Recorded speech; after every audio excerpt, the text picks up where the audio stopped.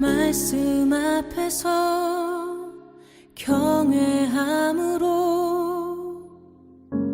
주께 홀로 섭니다. 생명의 말씀 읽고 순종해 주를 예배합니다. 사랑하는 믿음의 가족 여러분, 하나님의 은혜로 또 한 주간을 살아왔습니다. 2020년 5월 8일 금요일 하루 한 장 말씀과 함께 함께 오늘은 신명기 11장의 말씀과 함께 합니다. 사도신경으로 우리들의 신앙을 하나님 앞에 고백하겠습니다. 전능하사 천지를 만드신 하나님 아버지를 내가 믿사오며 그 외아들 우리 주 예수 그리스도를 믿사오니 이는 성령으로 잉태하사 동정녀 마리아에게 나시고 본디오 빌라도에게 고난을 받으사 십자가에 못 박혀 죽으시고 장사한 지 사흘 만에 죽은 자 가운데서 다시 살아나시며 하늘에 오르사 전능하신 하나님 우편에 앉아 계시다가 저리로서 산 자와 죽은 자를 심판하러 오시리라. 성령을 믿사오며 거룩한 공예와 성도가 서로 교통하는 것과 죄를 사하여 주시는 것과 몸이 다시 사는 것과 영원히 사는 것을 믿사옵나이다. 아멘. 오늘의 말씀 신명기 11장 1절부터 32절까지의 말씀, 구약성경 279면입니다. 신명기 11장 1절부터 32절까지의 말씀을 오늘도 한 절씩 번갈아 가면서 받들어 읽겠습니다. 그런즉 내 하나님 여호와를 사랑하여 그가 주신 책무와 법도와 규례와 명령을 항상 지키라. 너희의 자녀는 알지도 못하고 보지도 못하였으나 너희가 오늘날 기억할 것은 너희의 하나님 여호와의 교훈과 그의 위엄과 그의 강한 손과 표심팔과 애굽에서 그 왕 바로와 그 전국에 행하신 이적과 기사와 또 여호와께서 애굽 군대와 그 말과 그 병거에 행하신 일 곧 그들이 너희를 뒤쫓을 때에 홍해 물로 그들을 덮어 멸하사 오늘까지 이른 것과 또 너희가 이곳에 이르기까지 광야에서 너희에게 행하신 일과 르우벤 자손 엘리압의 아들 다단과 아비람에게 하신 일 곧 땅이 입을 벌려서 그들과 그들의 가족과 그들의 장막과 그들을 따르는 온 이스라엘의 한 가운데에서 모든 것을 삼키게 하신 일이라. 너희가 여호와께서 행하신 이 모든 큰 일을 너희의 눈으로 보았느니라. 그러므로 너희는 내가 오늘 너희에게 명하는 모든 명령을 지키라.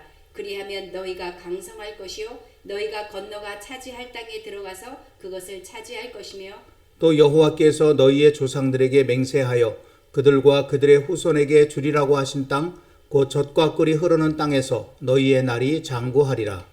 내가 들어가 차지하려 하는 땅은 내가 나온 애굽 땅과 같지 아니하니 거기에서는 너희가 파종한 후에 발로 물대기를 채소밭의 댐과 같이 하였거니와 너희가 건너가서 차지할 땅은 산과 골짜기가 있어서 하늘에서 내리는 비를 흡수하는 땅이요 내 하나님 여호와께서 돌보아 주시는 땅이라. 연초부터 연말까지 내 하나님 여호와의 눈이 항상 그 위에 있느니라. 내가 오늘 너희에게 명하는 내 명령을 너희가 만일 청종하고 너희의 하나님 여호와를 사랑하여 마음을 다하고 뜻을 다하여 섬기면 여호와께서 너희의 땅에 이른 비 늦은 비를 적당한 때 내리시리니 너희가 곡식과 포도주와 기름을 얻을 것이요 또 가축을 위하여 들에 풀이 나게 하시리니 내가 먹고 배부를 것이라. 너희는 스스로 삼가라. 두렵건대 마음에 미혹하여 돌이켜 다른 신들을 섬기며 그것에게 절함으로 여호와께서 너희에게 진노하사 하늘을 닫아 비를 내리지 아니하여 땅이 소산을 내지 않게 하심으로 너희가 여호와께서 주신 아름다운 땅에서 속히 멸망할까 하노라. 이러므로 너희는 나의 이 말을 너희의 마음과 뜻에 두고 또 그것을 너희의 손목에 매어 기호를 삼고 너희 미간에 붙여 표를 삼으며 또 그것을 너희의 자녀에게 가르치며 집에 앉았을 때에든지 길을 갈 때에든지 누워 있을 때에든지 일어날 때에든지 이 말씀을 강론하고 또 내 집 문설주와 바깥문에 기록하라. 그리하면 여호와께서 너희 조상들에게 주리라고 맹세하신 땅에서 너희의 날과 너희의 자녀의 날이 많아서 하늘이 땅을 덮는 날과 같으리라. 너희가 만일 내가 너희에게 명하는 이 모든 명령을 잘 지켜 행하여 너희의 하나님 여호와를 사랑하고 그의 모든 도를 행하여 그에게 의지하면 여호와께서 그 모든 나라 백성을 너희 앞에서 다 쫓아내실 것이라.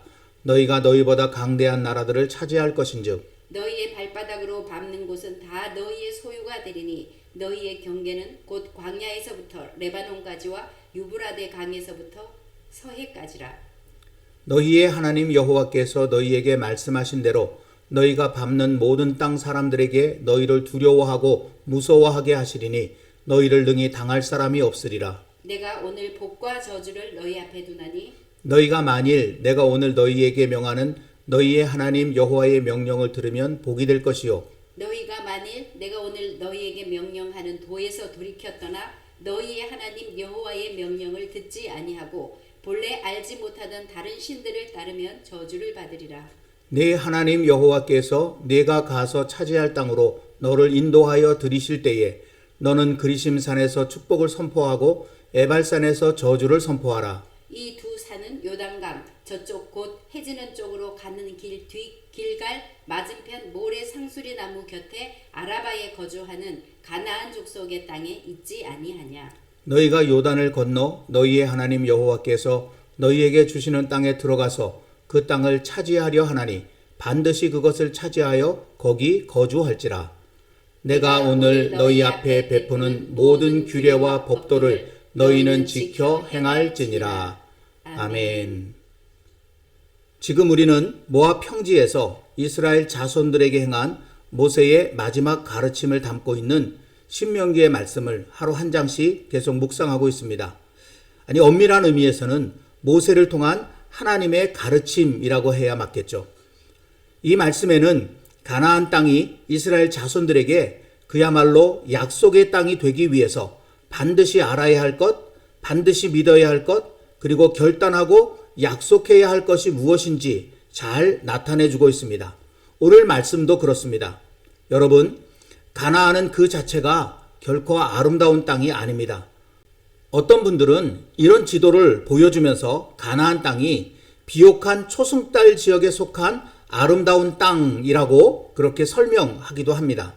물론 가나안 지역의 일부는 비가 적절히 내려 지중해성 농작물인 올리브, 포도, 밀, 보리 등이 잘 자라는 곳도 있었습니다. 하지만 대부분은 척박한 지형과 기후 탓에 환경이 취약하고 불안정하다고 합니다. 이스라엘 성지순례를 하러 처음 가는 분들이 그곳에 도착한 후에 하는 첫 마디가 대부분 여기가 젖과 꿀이 흐르는 땅이야? 여기가 거기 맞아? 하는 것만 보아도 그 땅이 우리의 생각과는 얼마나 다른 곳인가 하는 것을 능히 짐작할 수 있습니다. 만약 하나님께서 외적으로 좋은 조건의 땅을 약속의 땅으로 삼고자 하셨다면 여러분들이 보시는 이 지도에서 유프라테스 강과 티그리스 강이 흐르는 메소포타미아 지역이나 아니면 나일 강이 흐르는 애굽 지역, 이 지역이 100배, 1000배 더 좋은 곳이었을 것입니다. 오늘 말씀 가운데도 이것을 나타내는 말씀이 있습니다. 10절과 11절 말씀입니다. 이 말씀을 언뜻 보면 하나님께서 이스라엘 자손들에게 약속한 땅이 애굽 땅보다 좋다라는 것처럼 보입니다. 그러나 여러분 자세히 보면 그렇지 않습니다. 애굽은 나일강 유역에 펼쳐진 드넓은 평야에 곡식을 심고 필요하면 언제든지 나일 강물을 끌어다가 사용할 수 있는 농사짓기 정말 좋은 곳이었지만 가나안 땅은 평야가 별로 없는 산악 지역인데다가 비가 와도 그 비가 다 흡수되어 버리는 그런 곳이라는 말입니다. 그러니까 외적인 조건으로는 애굽이 훨씬 나은 땅이다라고 하는 그런 의미가 이 말씀 속에 담겨져 있는 것이죠. 그런데 하나님께서는 왜 이런 말씀을 하신 것일까요? 그것은 하나님께서 우리에게 사람이 진짜 잘 살고자 하면 외적인 조건보다 훨씬 더 중요한 것이 무엇인지를 깨닫게 하시려는 것입니다. PPT를 여러분이 한번 보시면 이 애굽과 가나안이라고 하는 곳이 있는데 오늘 말씀 속에 이 애굽에 대해서 발로 물을 대는 곳이다 라는 말씀이 있고 가나안 땅은 하늘에서 내리는 비를 흡수하는 땅이다 라는 말씀이 있습니다. 여러분 이게 무슨 의미를 가지고 있는 말일까요? 발로 물대기란 사람이 스스로 많은 것을 가지고 있다고 생각하면서 자기 힘을 의지하며 살아가는 것을 상징하는 그런 표현입니다. 또 하늘에서 내리는 비라고 하는 것은 하나님을 절대로 의지하는 그런 마음, 하나님의 은혜를 의지하며 살아가는 그런 삶의 모습을 나타내는 표현이라고 할 수 있다고 하는 것이죠. 여러분, 이 애굽과 가나안이 겉으로 보는 외적 조건은 애굽이 훨씬 더 좋은 땅인 것처럼 보이지만, 그러나 애굽은 사람의 힘으로 살아가는 곳이고 가나안은 하나님의 은혜를 의지하여 사는 곳이라고 하는 그런 의미가 여기 담겨져 있는 것입니다. 이것은 12절 말씀을 통해서 우리가 다시 한번 확인해 볼 수 있는데, 하나님께서 이 가나안 땅을 어떤 땅이라고 표현하셨냐면요, 내 하나님 여호와께서 돌보아 주시는 땅이라. 연초부터 연말까지 내 하나님 여호와의 눈이 항상 그 위에 있느니라. 아멘. 여러분, 당장은 애굽적인 삶을 살아가는 것이 더 좋아 보일 수 있습니다. 그러나 사람은 불완전합니다. 자신을 위해 잘한다고 한 것이 오히려 자신을 망치는 경우가 허다합니다. 게다가 사람의 힘은 한계가 있습니다. 눈에 보이지도 않는 코로나19 바이러스 앞에서도 한없이 무력한 것이 우리 사람입니다. 그런 사람의 힘으로 이룰 수 있는 것이 얼마나 되겠습니까? 한때는 그토록 찬란했던 인간의 제국 애굽이 지금은 역사의 유물로만 간신히 남아있다는 것이 인간의 힘이 얼마나 덧없는 것인가를 보여주는 단적인 예라고 하지 않을 수 없는 것이죠. 반대로 하나님을 의지하며 사는 것은 처음에는 어리석게 보일 수 있습니다. 그렇지만 여러분, 하나님이 어떤 분이십니까? 오늘 말씀에서 하나님이 어떤 분이신지 자세하게 기록되어 있습니다. 그 말씀이 2절부터 7절까지에 쭉 나타나 있거든요. 하나님께서는 당시 가장 막강한 인간의 힘을 자랑하던 애굽도 한 손으로 무너뜨리신 분이십니다. 저 크고 드넓은 홍해도 마음대로 움직이시는 분, 우리가 발을 딛고 서 있는 이 굳센 땅도 말 한마디로 갈라내시는 분, 그분이 바로 하나님이시라는 것입니다. 그러기에 하나님을 믿고 의지하며 사는 자, 하나님의 은혜를 사모하며 사는 자, 시편 125편에 기록되어 있는 것처럼 흔들리지 아니하고 영원한 삶을 살아갈 수 있게 되는 것입니다.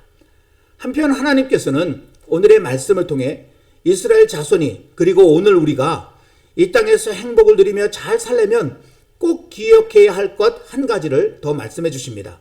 그것은 젖과 꿀이 흐르는 땅이라는 그런 말을 통해서입니다. 오늘 말씀 9절에 보면 젖과 꿀이 흐르는 땅에서 너희의 날이 장구하리라 라는 말씀이 기록되어 있죠. 우리는 이 젖과 꿀이 흐르는 땅이라고 하는 말을 우리 입장에서 이해하고 해석하는 경우가 참 많습니다. 그래서 하나님께서 약속하신 가나안 땅은 모든 것이 다 풍성한 땅이겠구나, 이런 식으로 우리가 이 말씀을 받아들이고 이해하는 것이죠. 그러나 오늘 저는 젖과 꿀이 흐르는 땅이라는 이 말을 조금 다르게 이해해 보려고 합니다. 당시 성경의 배경이 되는 지역에 주축이 되는 산업이 둘 있었는데, 하나는 목축이고 하나는 농사입니다. 당시 목축하는 주요 목적 가운데 하나가 젖을 얻는 것이었습니다. 그리고 그 당시의 농사란 지중해성 기후에 잘 자라는 포도나 무화과, 그리고 종려, 나무, 올리브 등을 재배하는 것을 의미하는데, 그 열매로 만든 조청이나 즙을 통칭해서 일컫는 말이 히브리어로 드바시 또는 데바시라고 하거든요. 근데 이 말이 꿀이라고 하는 말입니다.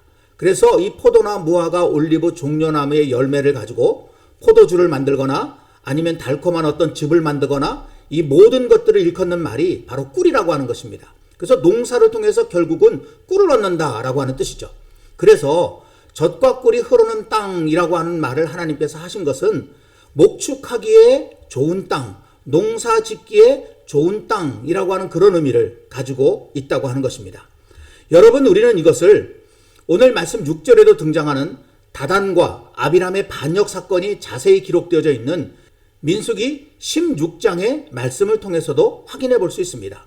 민수기 16장 13절 14절 말씀이 화면에 나타나 있습니다. 이 말씀 13절에 나오는 젖과 꿀이 흐르는 땅이란 하나님께서 이스라엘 백성들을 구원하여 내신 애굽을 일컫는 말입니다. 그리고 14절에 나오는 젖과 꿀이 흐르는 땅은 하나님께서 그들을 인도하여 들이시는 가나안 땅을 일컫는 말입니다. 그러니까 애굽도 가나안도 다 같이 젖과 꿀이 흐르는 땅이라고 그렇게 표현하고 있는 것을 보게 되죠. 이 말은 애굽도 가나안도 목축과 농사를 할 수 있는 땅이라고 하는 그런 의미를 담고 있다고 말할 수 있습니다. 젖과 꿀이 흐르는 땅이 이런 의미라는 것을 하나님께서는 오늘 말씀 14절 15절에서도 우리에게 나타내 보여주십니다. 여호와께서 너희의 땅에 이른 비 늦은 비를 적당한 때에 내리시리니 너희가 곡식과 포도주와 기름을 얻을 것이요 또 가축을 위하여 들에 풀이 나게 하시리니 내가 먹고 배부를 것이라. 아멘. 여러분이 보시는 것처럼 14절은 농사에 관한 축복의 말씀이고 15절은 목축에 관한 축복의 말씀입니다. 젖과 꿀이 흐르는 땅이라는 말이 목축할 수 있고 농사 지을 수 있는 땅을 말하는 것이기에 하나님께서는 이런 축복을 그들에게 약속하신 것입니다. 그런데 다 같은 젖과 꿀이 흐르는 땅이라도 그 의미는 완전히 다릅니다. 애굽은 상대적으로 농사하기 더 좋고 목축하기 더 좋은 땅일는지는 몰라도 그 땅은 결코 이스라엘 자손들의 땅이 아닙니다. 이스라엘 자손들은 거기서 주인을 위해 발로 물을 대는 노예였을 뿐입니다. 죽도록 발로 물을 대도 그 열매는 그들의 것이 되지 않았습니다. 주인의 주머니만 두둑하게 채워줄 뿐이었습니다. 그러기에 그런 의미의 젖과 꿀이 흐르는 땅은 오히려 이스라엘 자손들에게 슬픔이요 저주라고 하는 것이죠. 하지만 하나님께서 약속하신 땅은 그들에게 주신 땅입니다. 하나님께서 계속해서 내가 그 땅을 너희에게 기업으로 주리라 하고 하신 것이 바로 그런 뜻입니다.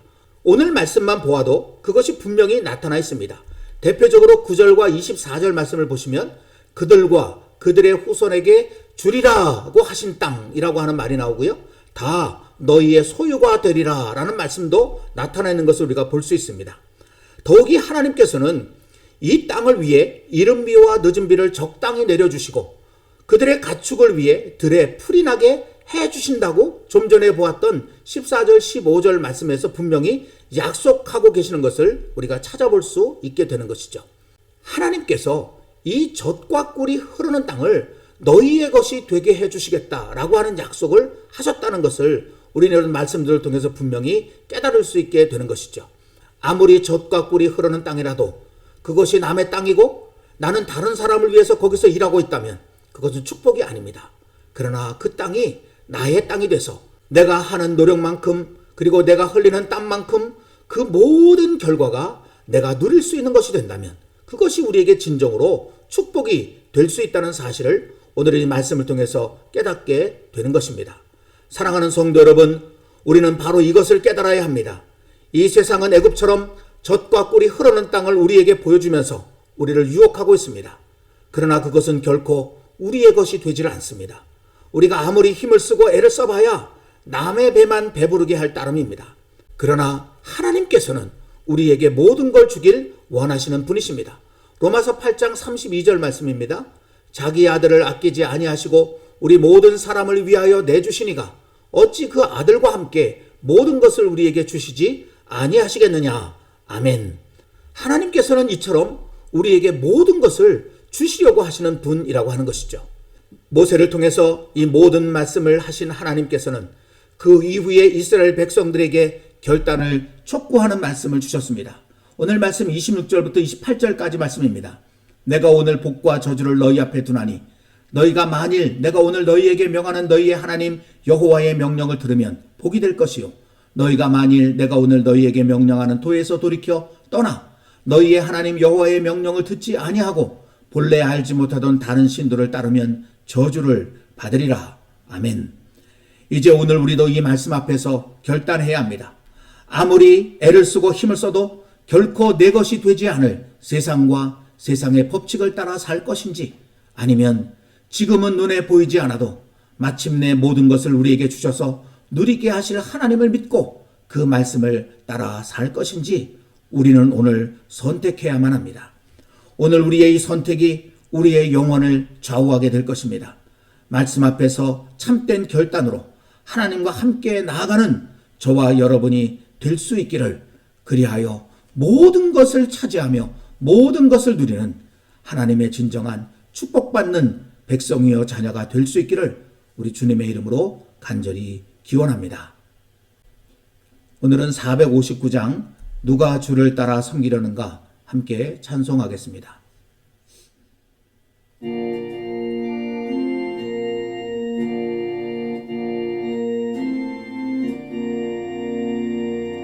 누가 주를 따라 섬기려는가? 누가 죄를 떠나 주만 따를까? 누가 주를 섬겨 남을 구할까? 누가 주의 뒤를 따라가려나? 부르심을 받아 주의 은혜로 주를 따라가네. 주만 따르네.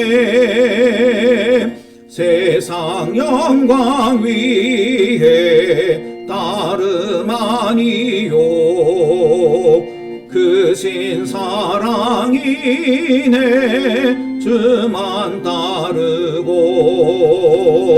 주가 내려주신 은혜 힘입어 주의 뒤를 따라 힘써 일하네. 부르심을 받아 주의 은혜로 주를 따라가네. 주만 따르네.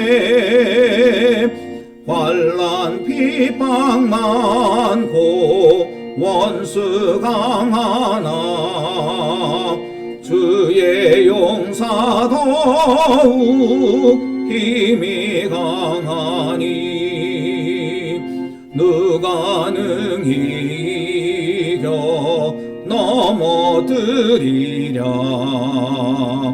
변함없는 진리 승리하리라. 기쁜 찬송하며 주의 은혜로 주를 따라가네. 주만 따르네.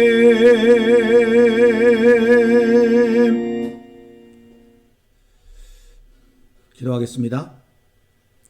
사랑의 하나님 아버지, 신명기 11장의 말씀을 통해서 하나님의 귀한 사랑의 음성을 듣습니다. 하나님께서는 우리가 사람의 힘을 의지하며 살아가는 그런 애굽적인 삶을 살지 않고 하나님의 은혜를 의지하며 살아가는 그런 삶으로 나아가기를 진정 원하고 계십니다. 주님, 그 하나님의 말씀 앞에 이제 저희들의 삶을 다시금 온전하게 세워갈 수 있게 되기를 원합니다.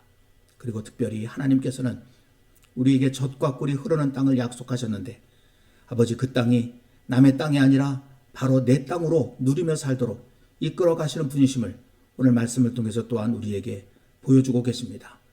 아무리 남의 땅에서 힘들고 또 애쓰며 땀을 흘리며 살아가더라도 그 열매를 우리가 결코 누릴 수는 없는 일, 비록 적은 것이라도 내 땅에서 우리가 땀을 흘리며 수고할 때에 그 열매를 우리가 온전히 누릴 수 있음을 기억하면서 하나님께서 바로 우리의 것을 차지하며 누리도록 하시는 그런 우리를 사랑하시는 분이심을 깊이 알고 주님을 바라보며 따라가는 저희 모두가 되도록 인도하여 주옵소서. 주님께서 오늘 말씀을 통해서 우리에게 선택하라고 결단을 요구하고 계십니다. 주님, 더 이상 주저하지 말고 오늘 말씀 앞에 새롭게 다짐하고 주님과 함께 새로운 삶을 향하여 나아가는 우리 모두 되게 해 주시옵소서. 예수님의 이름으로 간절히 기도하옵나이다. 아멘. 계속해서 찬양이 나가는 동안에 하나님 앞에 좀 더 가까이 또 깊이 기도로 나아가는 시간을 이루시기를 소망합니다.